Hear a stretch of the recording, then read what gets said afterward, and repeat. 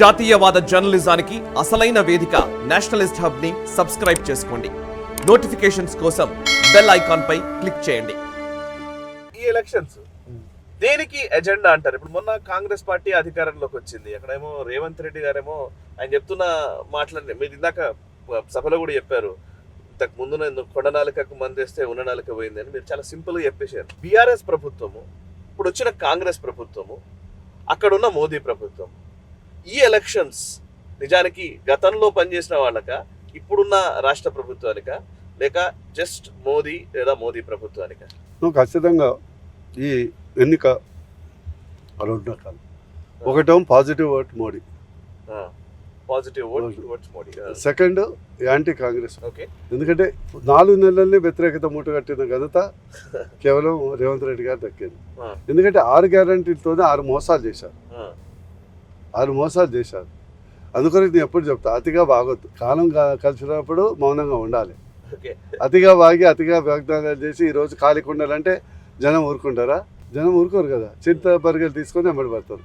అందుకొరకు ఇప్పటి వరకు తెలంగాణ రాష్ట్రంలో 17 పార్లమెంట్ సీట్లో కాంగ్రెస్ ఎప్పుడూ ఇంటింటికి ప్రచారం చేయట్లేదు. మీరు గమనించండి, ఇంతవరకు ఎక్కడ చేయలేదు. వాళ్ళు ఎన్నికలప్పుడు డబ్బులు పంచుతామనే ఉన్నారు.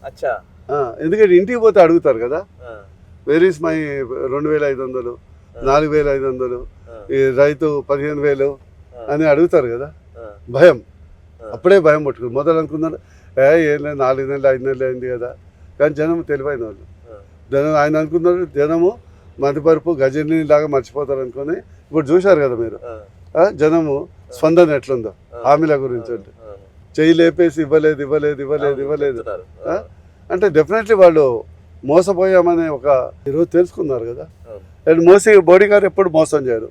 చెప్పింది చేస్తాడు, చేసేది చెప్తాడు, చెప్పని కూడా చేస్తాడు. ఈరోజు ప్రతి ఇంటికి మోడీ బియ్యం, మోడీ టీకా, మోడీ పైసలు, కిసాన్ సమ్మాన్ నిధి, మోడీ గ్యాస్ స్టవ్, మోడీ సుకన్య సమృద్ధి యోజన, మోడీ మరుగుదొడ్డి, ఇవన్నీ ఏంటంటే మినిమం, అంటే స్థానికులకు మా పేదవాళ్లకు మినిమం అవసరాలు. 70 సంవత్సరాల నుంచి 66 సంవత్సరాలు ఎవరు చేయలే. ఈ ఆలోచన ఓన్లీ మోడీకి వచ్చింది.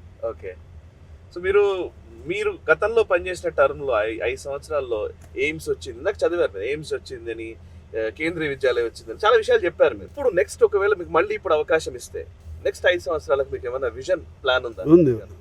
నవరత్నాలు లేదు. బేసికల్ ఏంటంటే ఒకటి employment generation, industrial corridor Bhuvanagiri Warangal and Bhuvanagiri Vizag, దాన్ని ఇంప్లిమెంట్ చేసి ఈ employment and skill training number 1 యువత గురించి.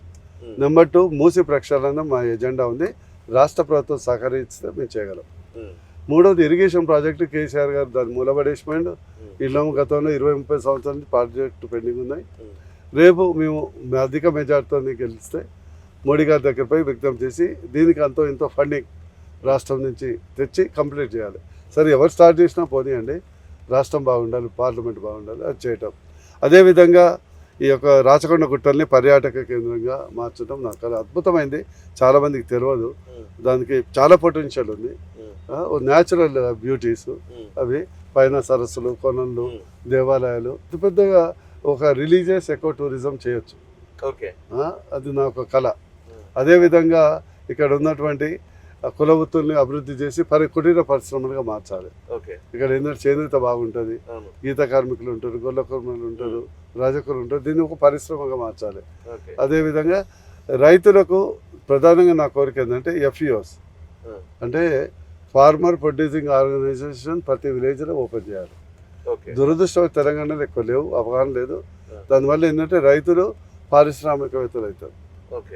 అట్లీస్ట్ మన విలేజ్కి ఒకటని చేయాలని నా కోరిక.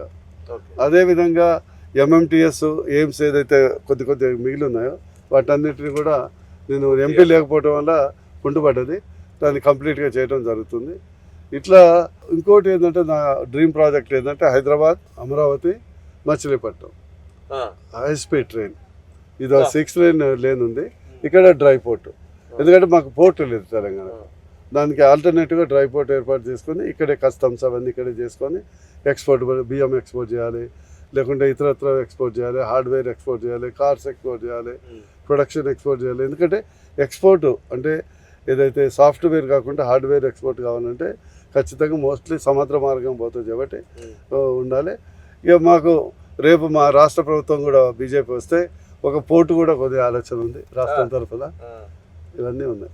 ఈ వీడియో మీకు నచ్చినట్టయితే లైక్ చేయండి, 10 మందికి షేర్ చేయండి. అలాగే కామెంట్ల రూపంలో మీ అభిప్రాయాలను మాతో పంచుకోండి. Nationalist hub group of channels ను సబ్స్క్రైబ్ చేసుకుని తెలుగునాట జాతీయవాద జర్నలిజాన్ని ప్రోత్సహించండి. ఈ వీడియో కింద ఉన్న బెల్ ఐకాన్ పై క్లిక్ చేయడం మర్చిపోవద్దు.